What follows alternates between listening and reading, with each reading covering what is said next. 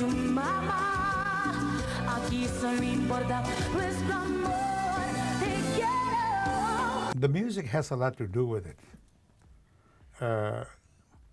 The music of Selena Los Dinos connected very, very well with people, with, and like I said, different cultures, but Spanish-speaking people.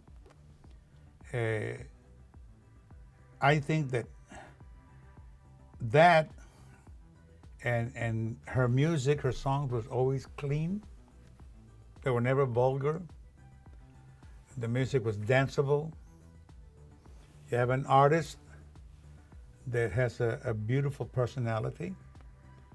And all of that in conjunction made this move.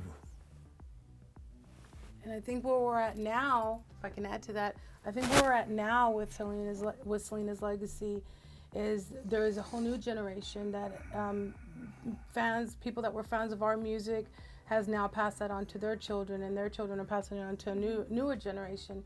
And so it's a whole new generation finding out who Selena was, not only as an artist but as a person.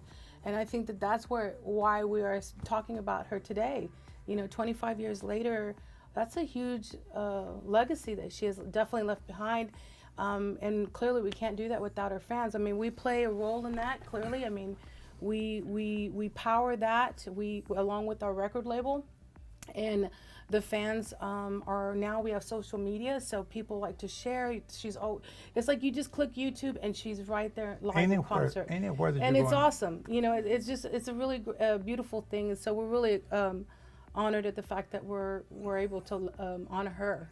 I'd like to mention the museum. Yeah.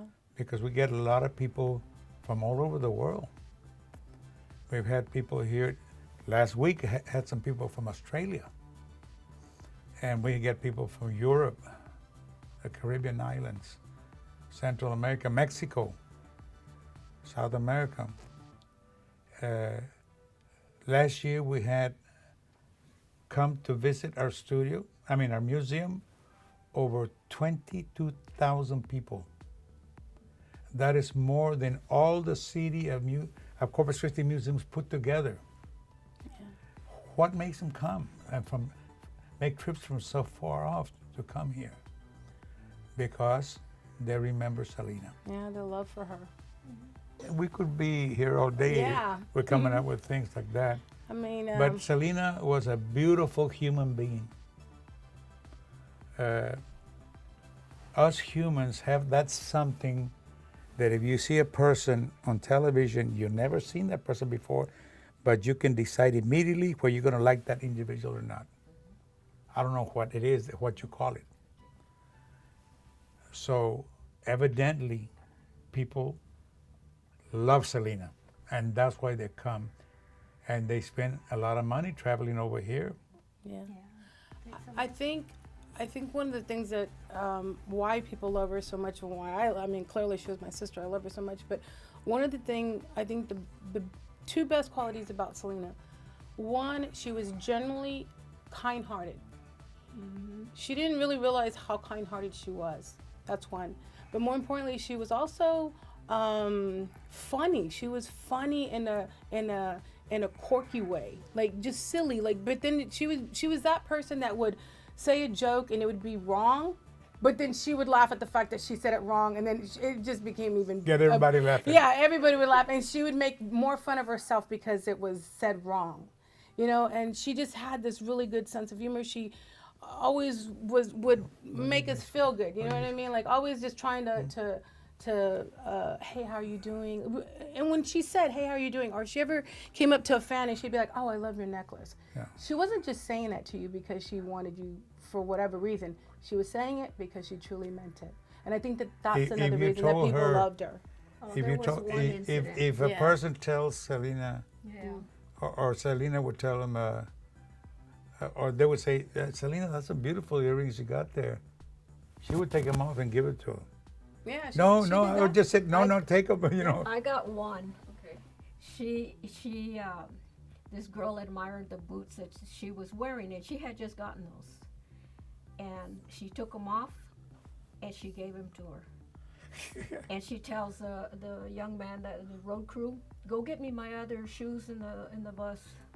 That's how kind-hearted she was. And if you said something negative about somebody, she would say something positive. Yeah, she would. She didn't like negativity. Yeah. It So was all always of the something things in positive. combination, she was a likable person.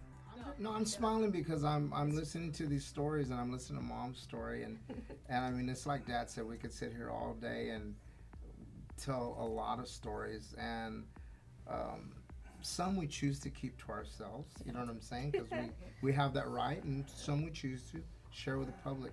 Me, as for myself, I think I'm still in shock because it's like.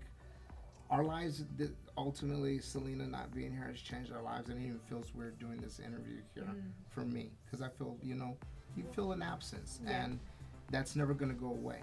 But the thing is that I sit beside myself. The other day, Suzette's on top of things, and it's like, I'm like, what? That's happening? I'm like, I'm that guy. So, and the thing is that Suzette sends me a billboard clipping. And Selena's at #1, and then it's been That came out last week. It came out last week, and so I pasted, I put it up, and Suzette goes, "Baby, you posted it up wrong." I go, "Why?" She goes, "She didn't just hit the #1 spot. She's been there for like 26 weeks, and she's been on the charts for 97 197. 197 weeks. 197 That weeks. just came out last week. 197. The album is called The Ones, which obviously has all the #1 hits. And the music was made, I made that music in a small bedroom in a barrio called Molina. And it was a makeshift studio. I made her album, and I'm going to share this for the first time, with 2 keyboards that cost me $400 a piece. All the sounds you're hearing came out of 2 little sound modules. That's all it was. And just some intensive studying of the market, and also, when we were going to do our first album, Dad told me, son, he sat me down, and when he sits me down, I said, oh boy, he goes, good news is we're going to sign with Capitol Records. Bad news is they don't want you as the producer. And I went, No, that was just the English album. no, that was a Spanish one. Was it? Yes, No. they wanted to get the Grammy Award-winning producer, but Dad says no. Let AB do the first one, and if he does well, then we'll continue to let him do it.